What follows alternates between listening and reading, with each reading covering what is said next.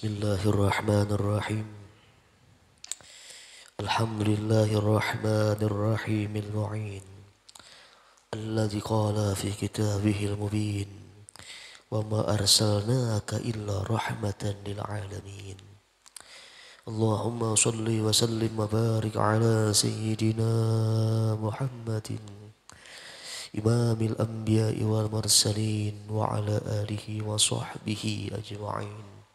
Subhanaka la ilma lana illa ma 'allamtana innaka antal alimul hakim wa la hawla wa la quwwata illa billahil aliyyil azim. Allahumma minka wa bika wa ilaik wa la hawla wa la quwwata illa bik.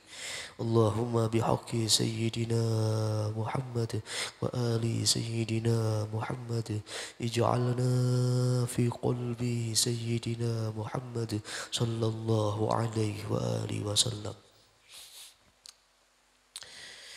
Hadirin wal hadirat jamaah zikir manaqib kubra rahimakumullah. Masih dalam kajian tafsir surah Al-Baqarah di ayat 208. Allah subhanahu wa ta'ala berfirman, A'udzu billahi minasyaitonir rajim. Bismillahirrahmanirrahim. Ya ayyuhalladzina amanu dkhulu fis silmi kafatan wa la tattabi'u khutuwati syaitan. Wa la tattabi'u khutuwati syaitan innahu lakum aduwwum mubin. Allah subhanahu wa ta'ala berfirman, wahai orang-orang yang beriman, masuklah kalian pada as-silmi seluruhnya. Dan jangan kalian ikuti langkah-langkah syaitan. Sesungguhnya syaitan bagi kalian ialah musuh yang sangat nyata. Hadirin wal hadirat jamaah zikir manaqib kubra rahimakumullah. Alhamdulillah di minggu kemarin kita telah mengupas apa makna as-silmi yang pertama. Ulama tafsir membagi kata as-silmi ini ada 3 makna. Minggu kemarin kita kupas makna as-silmi, maknanya ialah ta'ah. Sedangkan makna as-silmi yang kedua ialah perdamaian. Perdamaian. Lawan daripada peperangan, as-silmi. Ini maknanya ialah perdamaian. Dan ini senada dengan firman Allah subhanahu wa ta'ala di surah Muhammad di ayat 35. Apa kata Allah?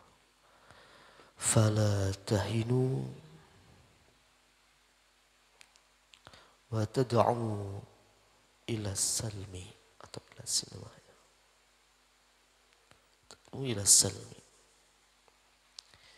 Di surah Muhammad di ayat 35 Allah mengatakan fala tahinu wa tad'u ila salmi. Apa kata Allah? Janganlah kalian merasa rendah hati dan kalian mengajak kepada perdamaian. Ini makna yang kedua daripada as-silmi, perdamaian.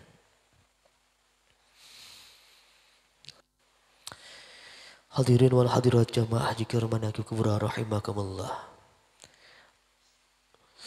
Sebagian dari tujuan utama agama Islam di muka bumi ini ialah untuk menyebarkan sebuah perdamaian, untuk membentuk adanya sebuah perdamaian. Dan perdamaian ini berlaku bukan cuma kepada orang yang seagama. Namun perdamaian ini berlaku kepada semua manusia. Mau dia agama Islam ataupun non-Islam. Di perdamaian ini mencakup segala aspek. Mau dia Islam ataupun non-Islam. Disinilah makna dari surah Al-Anbiya ayat 107.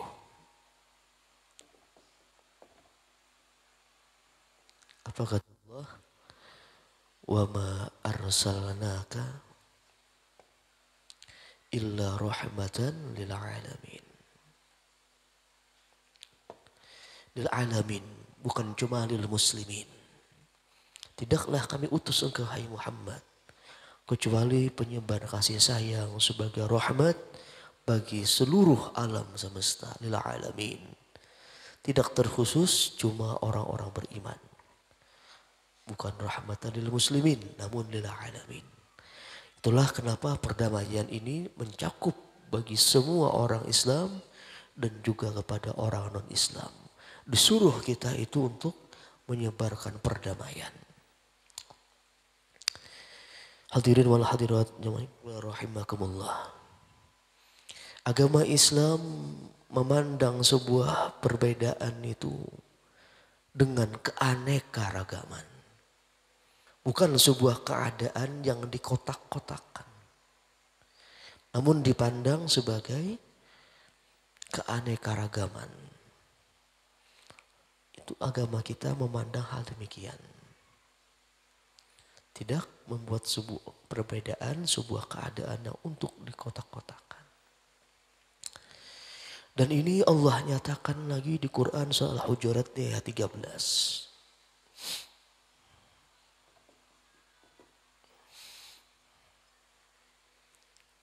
Apa kata Allah Subhanahu wa taala? Ya ayyuhan nas, wahai seluruh manusia, inna khalaqnakum min dzakarin wa unsa. Kami ciptakan kalian itu dari laki-laki dan perempuan. Inna khalaqnakum min dzakari wa unsa. Namun apa kata Allah? Dan kami jadikan kalian itu wa ja'alnakum syu'uban wa qabaila. Wa ja'alnakum syu'uban wa qabaila. Dan kami jadikan kalian itu berbangsa-bangsa dan berkabilah-kabilah. Ini perbedaan. Allah memang sengaja menjadikan perbedaan kita. Berbeda bangsa, berbeda kabilah-kabilah. Wa ja'alnakum syu'uban wa qabaila lita'arafu. Gunanya apa? Untuk saling mengenal.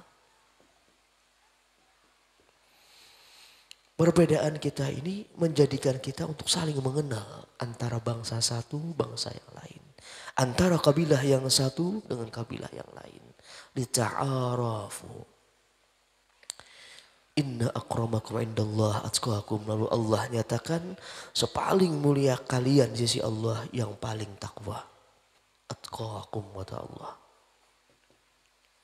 Wallahu alimun khabir. Allah sangat mengetahui. Al-Hujurat ayat 13. Nah, di sini perbedaan kita disuruh untuk saling mengenal. Lita'arafu, untuk saling mengenal satu dengan yang lain. Sayyid Qutb dalam tafsir fi Zilalil Quran pernah mengomentari ayat ini. Sayyid Qutb dalam kitab fi Zilalil Quran di bawah naungan Al-Quran, tafsir beliau pernah mengupas makna dari Al-Hujurat ayat 13 ini. Apa kata Sayyid Qutb? Kata beliau, ikhtilafu alsinatikum wa ikhtilafu alwanikum. Berbedanya bahasa kalian, berbedanya warna kulit kalian, berbedanya karakter kalian, berbedanya bakat-bakat kalian. Jangan kalian jadikan, kata beliau, ini sebuah perpecahan. Jangan kalian jadikan ini sebuah perpecahan atau perbedaan. Namun apa, jadikanlah, kata beliau, perbedaan ini merupakan sebuah relasi kerjasama. Jadikan sebagai relasi kerjasama. Jangan jadikan kalian perbedakan, jadikan perbedaan ini merupakan sebuah perpecahan. Namun kalian jadikan sebuah menjadi relasi dalam kerjasama kehidupan. Ini kata Sayyid Qutb. Meskipun kata beliau latar kalian berbeda-beda. Namun yang perlu kalian ingat asal kita semua sama. Yaitu diciptakan oleh Allah Subhanahu wa ta'ala. Ini Sayyid Qutb dalam tafsir beliau fi Al-Quran mengomentari makna surah Al-Hujurat di ayat 13. Hadirin wal hadirat jamaah zikir manaki kubra rahimakumullah. Kalau mau kita lihat, kita kaji Al-Quran itu sangat banyak ayat-ayat yang menceritakan, menganjurkan tentang perdamaian ini. Jadi tidak terhitung jumlahnya di Quran tentang ayat-ayat Al-Quran yang sangat menyuruh kita untuk menyebarkan perdamaian. Bahkan uniknya lagi Al-Quran itu menjelaskan perdamaian ini dalam segala aspek kehidupan. Menyeluruh Allah Subhanahu wa taala dalam Quran itu menyuruh kita untuk menyebarkan aspek perdamaian dalam kehidupan. Bahkan dalam keseharian Allah itu menyuruh kita untuk selalu menyebarkan perdamaian. Di antaranya Al-Hujurat ayat 11 dan ayat 12. Ini perintah Allah menyebarkan kehidupan dalam keseharian kita. Di ayat 11 Al-Hujurat Allah katakan apa? Ya ayyuhalladzina amanu kata Allah. La yaskhar qaumun an qaumin asa ayyakunu khairan minhum. Wahai orang beriman, janganlah merendahkan satu kaum dengan kaum yang lain. Barangkali dia itu lebih baik daripada mereka. Ini Allah menyuruh kita untuk menyebarkan perdamaian dalam keseharian. Agar apa? Kita jangan merendahkan satu kaum dengan kaum yang lain. Di ayat 12-nya Allah katakan lagi ya ayyuhalladzina amanu ijtanibu katsiran minadh dhann inna ba'dadh dhanni ismun. Apa kata Allah? Wahai orang beriman, jauhi kebanyakan prasangka. Jangan suka berprasangka kepada orang. Inna ba'dadh dhanni ismun, sesungguhnya sebagian prasangka itu dosa. Ini Allah menyuruh kita menyebarkan perdamaian dalam keseharian. Jangan suka menyangka-nyangka seseorang. Ijtanibu katsiran minadh dhann, jauhi kebanyakan prasangka. Karena sebagian prasangka kata Allah itu dosa. Inna ba'dadh dhanni ismun. Ini dalam keseharian kita. Di Al-Anfal ayat 46 pun demikian. Di ayat 46 Allah itu mengatakan apa? Ati Allah wa atiur Rasul fala tanza'u, jangan kalian berbantah-bantah. Al-Anfal 46. Di sini Tuhan menyuruh kita jangan saling bantah membantah. Agar apa? Tercipta sebuah perdamaian. Tercipta sebuah kedamaian. Jangan saling berbantah-bantah. Fala tanza'u, jangan kalian berbantah kata Allah. Taati Allah, taati Rasul. Lalu ujungnya apa Allah katakan? Fala tanza'u, jangan kalian saling berbantah-bantah. Ini dalam hal keseharian kita. Bahkan Quran juga mengatakan lagi sampai sesuatu yang agak sedikit pribadi, sampai perkara rumah tangga. Bisa kita lihat surah An-Nisa ayat 35.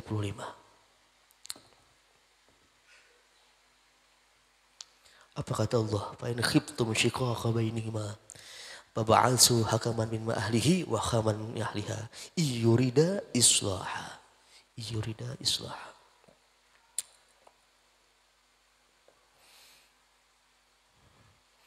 Apa kata Allah? Jika kalian khawatir akan jadi pertengkaran, perpecahan antara suami istri ini, maka hendaklah kalian kirim satu hakim dari yang prianya, satu hakim dari wanitanya. Iyurida islaha, jika mereka ingin menghendaki perdamaian atau kebaikan. Perkara agama pun juga demikian. Perkara agama, Allah pun menyuruh kita untuk menyebarkan kedamaian atau perdamaian. Di Al-Baqarah ayat 256.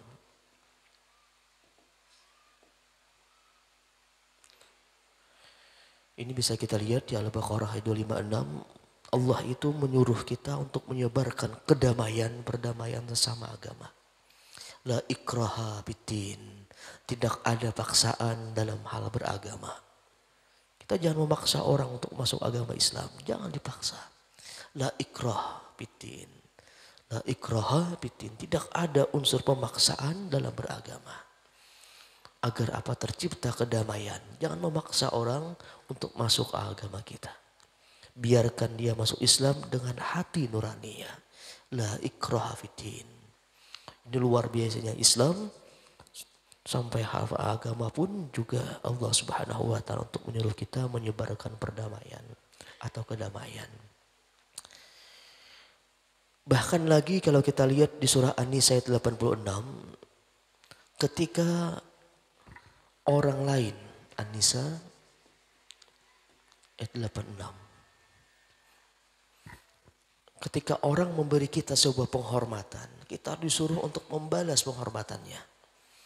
Di perkara salam juga pun, salam itu kan menyebarkan keselamatan, kedamaian. Di sini pun Allah ada ajarkan kita di surah An-Nisa 86. Wa idza hayyitum bi tahiyyatin fahayyu bi ahsana minha aw rudduha. Apabila orang beri kita sebuah penghormatan, maka balaslah penghormatan tersebut dengan yang lebih lagi. Atau kembalikan penghormatan tersebut dengan yang sama. Perkara salam saja, penghormatan aja. Islam pun Allah Subhanahu wa taala mengajarkan dalam Islam ada adab-adabnya, caranya, bagaimana cara kita untuk membalas salam orang, keselamatan orang, doa keselamatan, doa perdamaian orang kepada kita.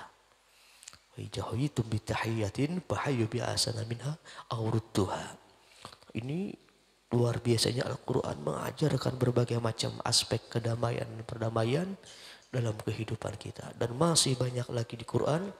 Kalau mau kita teliti, kita kaji tentang Allah Subhanahu wa taala menyuruh kita untuk menyebarkan kedamaian dan atau perdamaian dalam kehidupan. Hadirin wal hadirat jamaah zikir manaqib kubra rahimakumullah. Kiai Haji Abdurrahman Wahid pernah ditanya orang tentang definisi konsep perdamaian. Jadi Kiai Abdurrahman Wahid atau yang sering kita kenal dengan Gus Dur, beliau pernah ditanya orang tentang definisi konsep sebuah perdamaian. Apa dijawab beliau ketika ditanya orang tentang demikian? Dijawab Kiai Abdurrahman Wahid, kata beliau bahwa perdamaian itu kata beliau, perdamaian itu bukanlah sesuatu yang pasif, namun sesuatu yang aktif. Kiai Abdurrahman Wahid ketika ditanya orang tentang definisi konsep perdamaian, beliau jawab bahwa perdamaian itu adalah bukanlah sesuatu yang pasif, namun sesuatu yang aktif. Dan sumber utamanya, modal utamanya untuk sebuah perdamaian itu ialah keadilan. Ialah keadilan. Modal utamanya dalam sebuah perdamaian itu ialah keadilan. Lalu beliau katakan lagi, jangan samakan sesuatu yang beda dan jangan bedakan sesuatu yang sama. Jangan samakan sesuatu yang beda dan jangan bedakan sesuatu yang sama. Namun pandanglah kata beliau, bagi setiap perbedaan itu kata Kiai Abdurrahman Wahid, bagaimana cara kita menyikapi sebuah perbedaan? Pandanglah segala perbedaan itu kata beliau. Untuk menyikapi segala perbedaan kata beliau, bahwa hendaklah setiap individu itu mengetahui, meyakini bahwa segala sesuatu itu kata beliau, bahwa segala manusia diciptakan dari Allah Subhanahu wa taala. Ketika kita memandang sebuah perbedaan, kata beliau hendaklah kita memandang bahwa semua manusia itu sama diciptakan oleh Allah Subhanahu wa taala. Seperti itu kata beliau menyikapi segala perbedaan. Karena ukhuwah itu atau persaudaraan itu ada dua. Ada ukhuwah diniyah, persaudaraan seagama, dan ada ukhuwah insaniyah, persaudaraan sesama manusia. Ini beliau ketika ditanya orang tentang definisi konsep perdamaian, beliau memberikan jawaban hal demikian. Bahwa perdamaian itu bukan sesuatu yang pasif, namun harus sesuatu yang aktif. Dan modal utamanya ialah harus dengan keadilan. Ini kata Kiai Abdurrahman Wahid ketika beliau ditanya tentang konsep daripada sebuah perdamaian. Hadirin wal hadirat jamaah yukir manakib kubura rahimakumullah. Kalau kita lihat sejenak, kita buka sejarah, ada seorang tokoh perdamaian dunia. Beliau itu bernama Mahatma Gandhi dari kota Hindustan, India. Mahatma Gandhi ini adalah seorang tokoh dunia yang terkenal dengan tokoh perdamaian, yaitu Mahatma Gandhi. Beliau ini terkenal dengan ajarannya. Beliau ini memiliki sebuah ajaran. Beliau itu menyebarkan sebuah ajaran beliau bahwa tentang sebuah perdamaian tanpa ada kekerasan. Dan karena ajaran beliau inilah membuat para penjajah Inggris, mereka itu melunak hatinya dan meninggalkan kota Hindustan. Karena ajaran beliau ini yang begitu luar biasa tentang makna sebuah perdamaian, sehingga membuat penjajah Inggris melunak hatinya dan meninggalkan sendiri kota Hindustan untuk tidak menjajahnya lagi. Saking luar biasanya seorang tokoh dunia bernama Mahatma Gandhi ini.